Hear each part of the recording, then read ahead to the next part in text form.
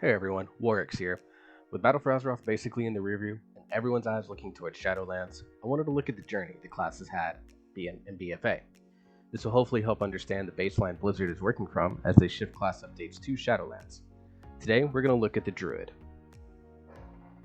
The grading system will be the same as the previous video. Go check out the Death Knight video if you want more information on how I grade and scale the specs. With 4 specs, Druid's going to be a little long, so let's strap in and let's get going. We're going to start with Guardian Druid. Guardian Druid had a tough time this expansion. While I think the playstyle criticisms of Guardian are overblown slightly, the spec did lose a lot coming out of Legion into Battle for Azeroth. No tank spec suffered the loss of their artifact more than Guardian. Not enough was done to offset this loss, and Guardian went from being used in world first kills to the bottom of the barrel at terminal velocity level speeds. In Mythic Plus, it lacked a lot of tools to kite, and its utility was brought by Resto Druids. They had Stampeding Roar, but its cooldown was long until a reduction later in the expansion, and therefore wasn't seen as vital to a group. In 8.3, Guardian can do well as most damage is physical in dungeons, and Guardian performs well against that damage type. The biggest issue with the spec is that it lacked damage for several patches, and that caused it great issues on affixes like Skittish. That lack of utility and lack of damage made the spec a tough choice to push keys with until agility scaling began to get very high in patch 8.3. Mythic Plus grade, D. It took until late 8.2 or 8.3 for people to be open to accepting the tank in high keys, but it's still next to Blood DK in terms of current perception, the worst Mythic Plus tank. Even at the low keys I've done on my Guardian Druid, I've been kicked out due to being a Guardian Druid. One group even took a lower eye level Brewmaster Monk over me, simply because I was a Guardian Druid. In Raid, Guardian found a bit more success, though that is relative to the fact that they are still the least played spec in Nyalotha. This isn't to say that they are bad in the current raid, in fact they can hold their own. But this was not the case during previous raid tiers. In Uldir and Battle for Dazar Lore, Guardian Druid struggled as it took too much damage, did little damage, and had low mitigation uptime. Like Mythic Plus, this put a nail on the spec into the coffin of the spec that most people never overcame perception-wise. The grade here is going to be a C simply because we saw people using Guardian Druids in Mythic level rating on a much higher level in the late stage of the game than we did in Mythic Plus. Overall grade is going to be a low C. This one hurts a little bit. I actually have a ton of fun on my Guardian Druid. It will likely be my second tank as we move into Shadowlands. The spec needs work on its offensive toolkit to make it more interesting to the general player base, and the talents need to be adjusted to give it more options and flexibility. Baselining Incarnation Guardian of Ursoc I think could be a big step into helping Guardian Druids feel valued and wanted by Raid and Mythic Plus groups. Next up, the Feral Druid. Feral has one of the more difficult playstyles to master in current World of Warcraft. With its snapshot style of play with its bleeds, and perfect timing of damage amps to maximize those bleeds, Feral has an intricate style that can be a large barrier of entry for newer players. Couple this with the limited utility that it offers and the damage not being superior for the harder playstyle, and Feral has been the redheaded stepchild of specs for the second expansion in a row. In Mythic Plus, they have a very fun playstyle with their talents that can allow it to be highly engaging to play. If your group needs just a pure damage bot, a well-played Feral can fill that need. Sadly, they just never really got the chance because of the overwhelming barriers of playstyle put in front of them, high ramp-up time, and difficulty of maintaining ideal circumstance damage. Why bring a Feral Druid when you can use an Assassination Rogue or an Unholy DK to get a more dot-based playstyle that also brings more to the table? Battle Res, Shroud versus Stampeding Roar, it's not really all that close. Shadowlands changes don't do much to help Feral right now, and things are going to need to turn around quick for this spec to feel like it's in a good place. Mythic Plus grade, D. In Raid, Feral was slightly more serviceable in a raid setting, with the more single target focus of Raid allowing the playstyle to be a bit more manageable. Like Guardian though, the utility and the damage just wasn't high enough compared to the other melee specs. This made the harder playstyle a burden rather than a blessing. The talent tree needs some work, with blood talents being revamped in Shadowlands and it being hit or miss depending on who you talk to, and a talent like Sabretooth taking away gameplay in order to help damage. This spec needs a lot of work. In Raid, D. Overall grade is a D. I like Feral in theory, but it needs major changes going into Shadowlands. Battle for Azeroth showed all of its glaring weaknesses in a pretty harsh light. If you want more information on kind of the state of Druids or Feral Druids in particular in Shadowlands, Guiltius of the Dreamgo Discord wrote a fantastic post on Wowhead about the state of Feral Druid. It'll be linked in the description below. Let's move on. Next up, Balanced Druid. Balanced Druid has actually seen the reverse of its melee-based brethren, in that it started as a top spec and has slowly drifted down over the course of the expansion. In early Mythic Plus, it was always the second, third, or even fourth range spec you'd want to bring in behind a mage, sometimes a warlock, but it was solid enough and didn't hinder your group. Solar Beam, Typhoon, Mass Root were all useful utilities. Innervate for the healer is needed, and it had great survivability with increased armor in Moonkin form. All of this made Moonkin very good in Mythic Plus. As the expansion moved into the later patches, especially 8.3, Starfall became less and less impactful with each season that passed. Its damage just didn't scale, and Blizzard refused to buff it. This irrevocably hurt the spec, as it had no great way to do massive AoE damage. Many players abandoned the spec in 8.3 to show other classes in Mythic Plus, and they're waiting for Shadowlands to see how Mythic Plus maybe changes for the spec with the new Eclipse mechanic. Grade though, still a B. It was really good in the first 2 to 3 patches of this expansion, but drifted off pretty hard in 8.2 and 8.3. In raid settings though, completely different story. Balanced Druid has been a staple of most raids throughout this entire expansion. Their multi-dot capability and single target damage were both very good, making them valuable commodities in raid settings. Even with their dots getting nerfed in 8.3, they still found themselves one of the most sought after raid specs that wasn't a mage or a warlock. If you were a Balanced Druid that only did raids this expansion, I think you were pretty happy with the results from a performance standpoint. Grade here is an A. Overall grade, this could be a low A tier. The new Eclipse of Shadowlands is going to be a huge shift for the spec, and it's going to be interesting to see how Blizzard wants it to function long term.